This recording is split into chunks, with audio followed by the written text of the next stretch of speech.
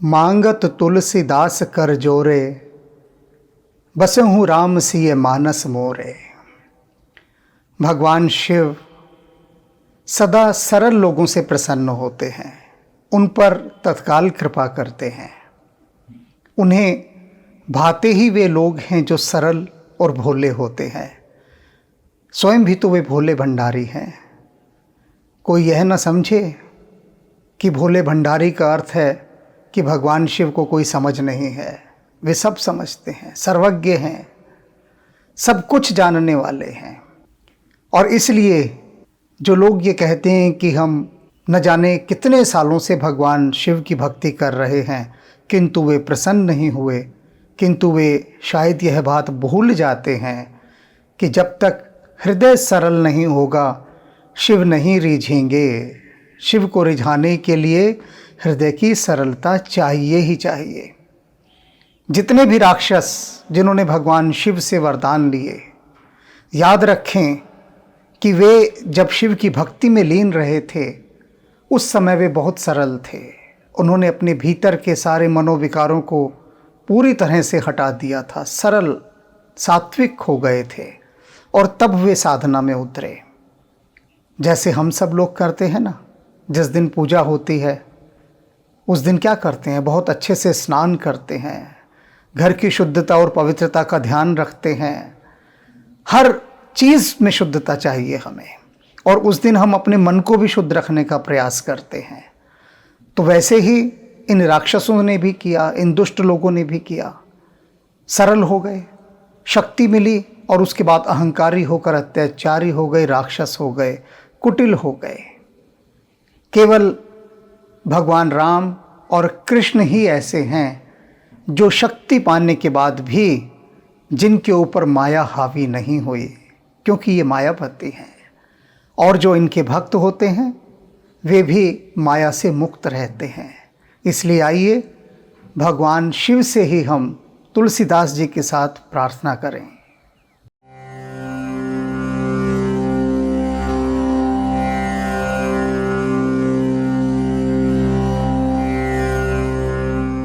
तुलसीदास जी कह रहे हैं कि मैं उन भगवान शिव की शरण में आया हुआ हूँ जो सदा शंकरम शंप्रदम सज्जन आनंद ददम। वे शंकर जो सदा कल्याणकारी हैं, कल्याण के देने वाले हैं, सज्जनों के आनंद में वृद्धि करते हैं और उन्हें सदा अपने हृदय में स्थान देते हैं। इस प्रकार के जो भगवान शिव हैं, मैं उनकी शरण में आया हुआ हूँ। सज्जना आनंद ददम, सज्जनों को आनंद देने वाले। शैल कन्यावरम, जो कि हिमाचल की पुत्री पार्वती के पति हैं। और कैसे हैं?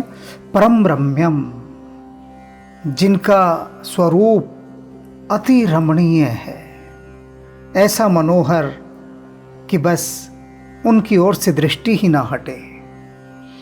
काम मद मोचनम, कामदेव के घमंड को चूर करने वाले हैं। कामदेव को क्या घमंड था कि इस पूरे संसार में मैं सभी को पराजित कर सकता हूँ, कोई भी ऐसा नहीं है जो मेरे वार से बच सके, मैं सबका शिरोमणि हूँ, ऐसा कोई जगत में नहीं है, कोई देव जो मुझसे बच सके, मेरे वार से बच सके। ऐसा घमंड था कामदेव को।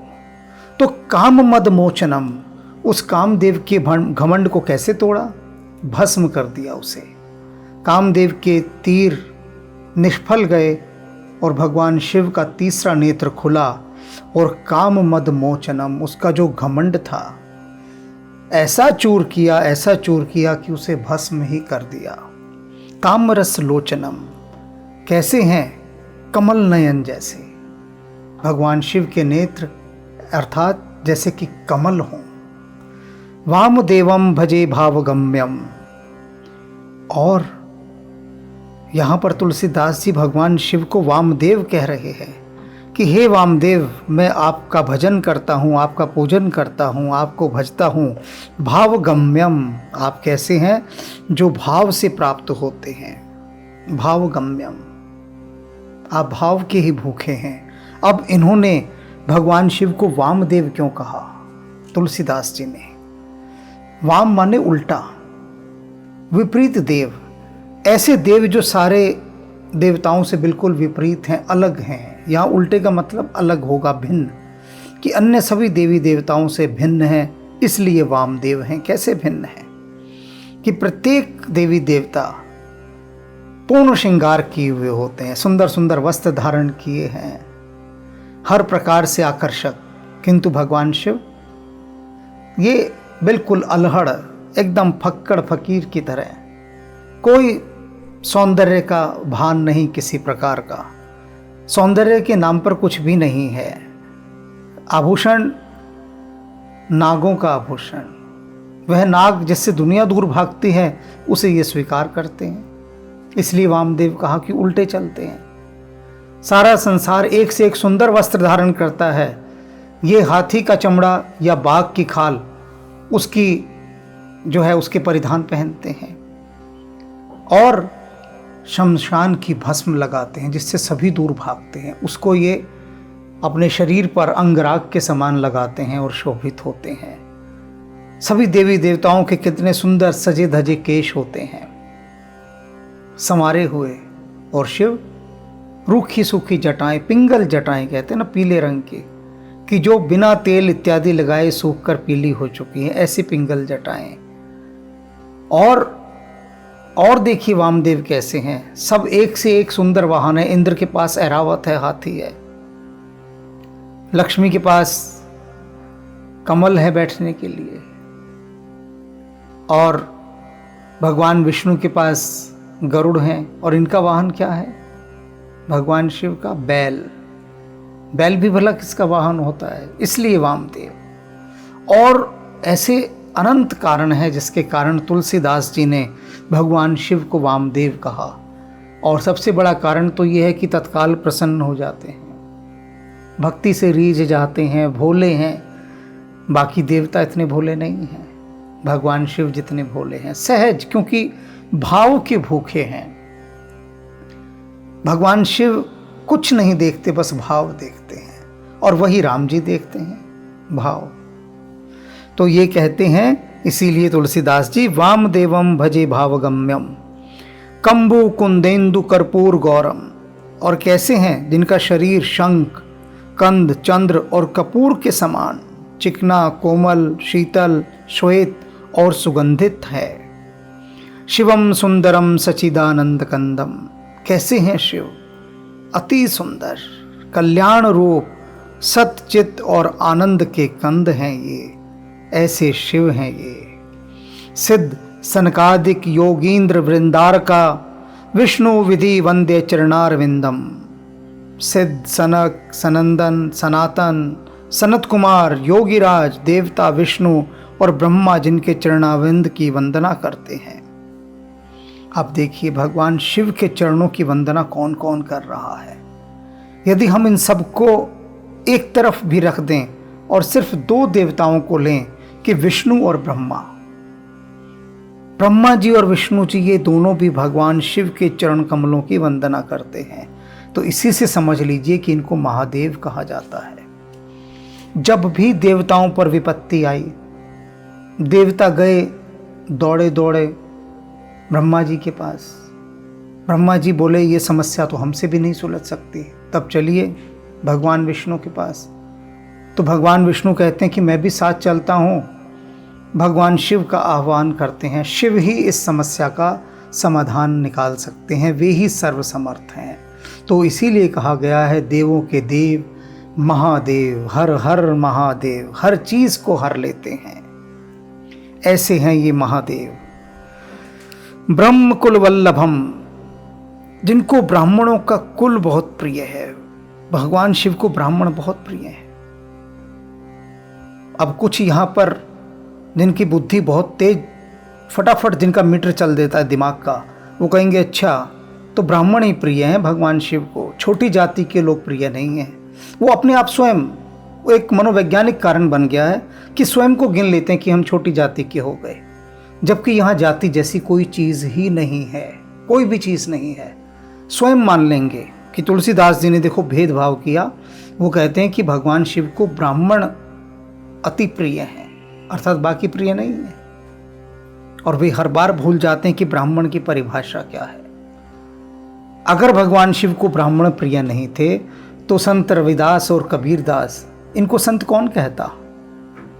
सोचें, वो मीरा जैसी स्त्री संत रविदास के चरणों में सिर झुका रही है।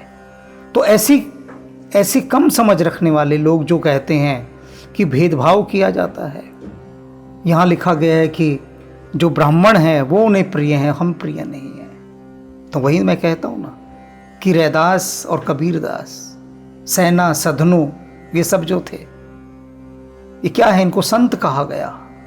और बड़े से बड़े ब्राह्मण इनके चरणों में सिर झुकाते हैं।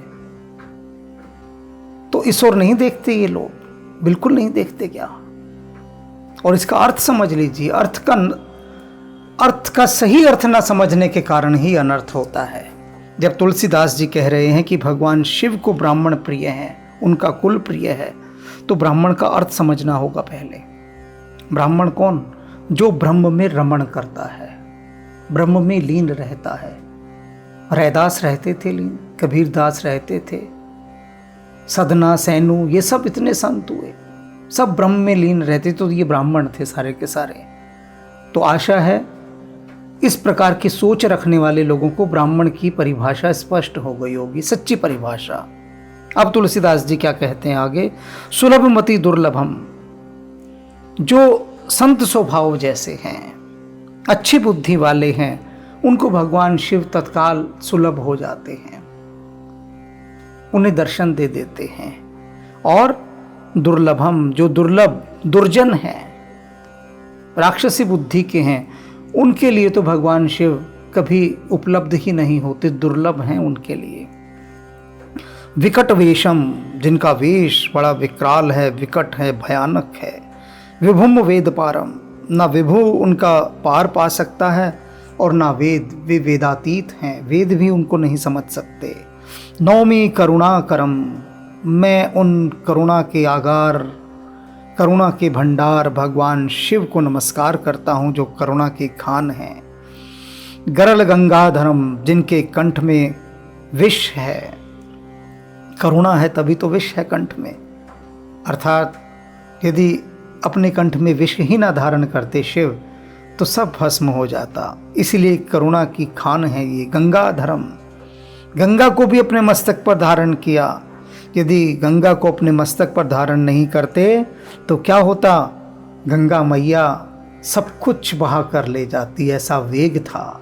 उस वेग को शिव ने अपनी जटाओं में थामा और गंगा को शांत, संतुष्ट और प्रसन्न करके, कल्याणकारी और मंगलमय करके धरती पर विदा किया कि अब जाओ गंगे, अब धैर्य से बहो और संसार का कल्याण करो। निर्मलम निर्गुणम निर्विकारम, कैसे हैं? कोई मल नहीं है, निर्मल है। निर्गुणम, सत रज तम, इन तीनों गुणों से पार हैं, गुणातीत हैं। निर्विकारम, कोई विकार नहीं है इनमें, कोई परिवर्तन नहीं है, अपरिवर्तनशील हैं ये।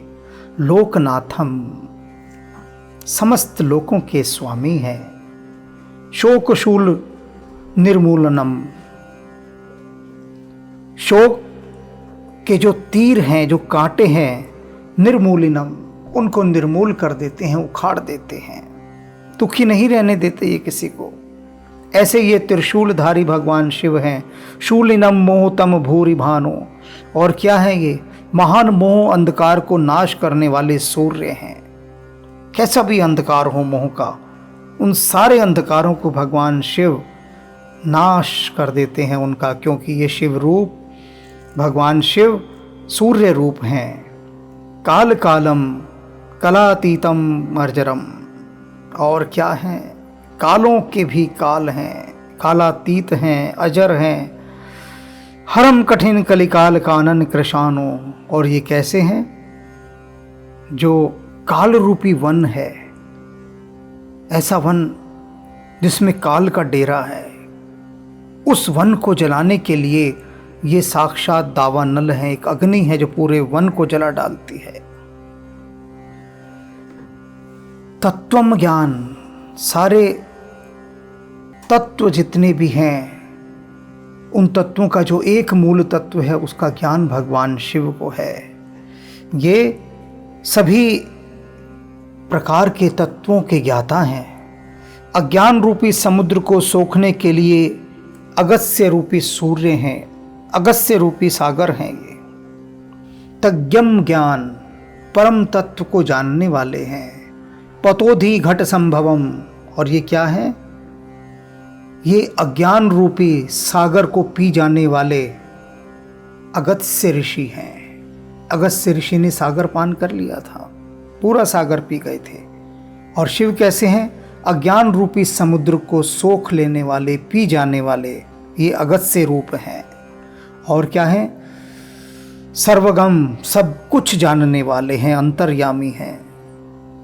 सर्व सौभाग्य मूलम, सभी प्रकार के सौभाग्यों की ये जड़ हैं। सारे जो सुख हैं, सौभाग्य हैं, समृद्धि हैं, उनके मूल में शिव ही हैं।